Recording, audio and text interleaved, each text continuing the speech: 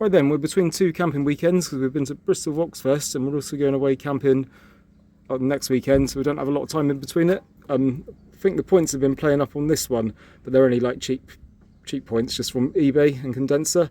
So we're just going to chuck electronic ignition in it for now because they do seem to last well, then electronic ignitions, but they don't last forever in these.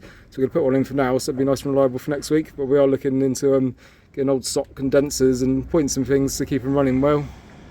Right, so I'm not convinced the points are the issue on this because there's still a nice gap there.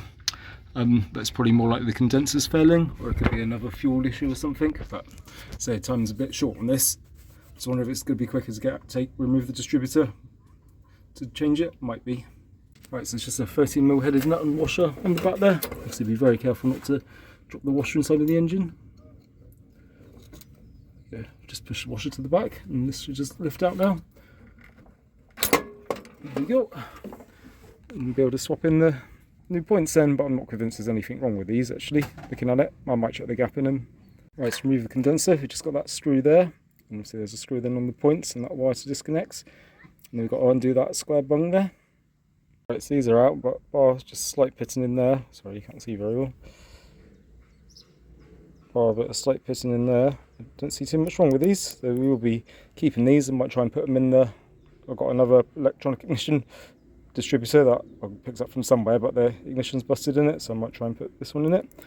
But yeah, I think this condenser is probably the issue.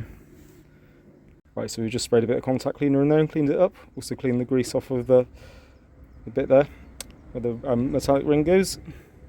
Just opening up the box. There is some heat sink we need to put on the back of it. I will check the instructions as well, see what it says. And then we also have this ring here, which goes on afterwards, which sits up on top of there. And it's got a magnetic pickup in it. And that will see the points read. See, there's not much to see. There's not much to see just looking at it. Right, so it's going to fit in like that. See, it's hard to film one-handed, but there's a screw hole there. We'll see we need to put the wire there through the square hole. But also, it comes with a pack of silicone. And we want to put half the packet underneath it. I think it's just for the heat, and put half the packet on the bottom of it before we put it down. It just helps the heat.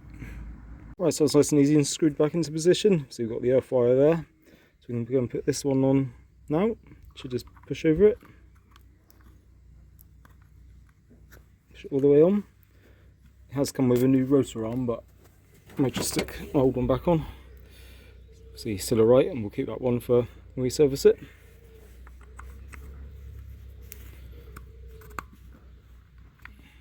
So I just need to make sure that's on right. I've noticed in the kit it's come with the spade connectors. I believe these are what you put on the coil. So you can run the spade connectors coming off. So obviously now we've got the spade connectors going up to the coil. But it's really important on here that you put the negative to the negative side of the coil and the positive to the ignition side of the coil. If you do it the other way around, you will blow up these units and they won't be any good.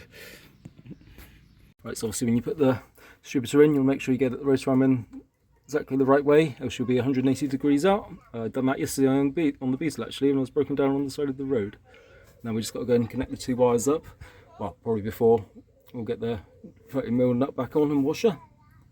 There's two wires going up to the coil. Obviously it's a bit messy at the moment while I'm faffing here, but yeah, obviously don't think black wire is the black wire, because obviously black is ignition live on Volkswagens. So obviously the black goes to the negative side, and the positive side of the coil, the red goes on, which is black on this one. Get that's all back together. Obviously make sure you check you haven't knocked off any wires. See, got that wire there, keep away from the exhaust. But yeah, that should be good. So you will want to check your timing after you do this. I'm not going to do that yet in this case because I'm just fitting it because I've just got a little bit of spare time. And then hopefully we're good to go again now. I will try and start it and video it to make sure it starts.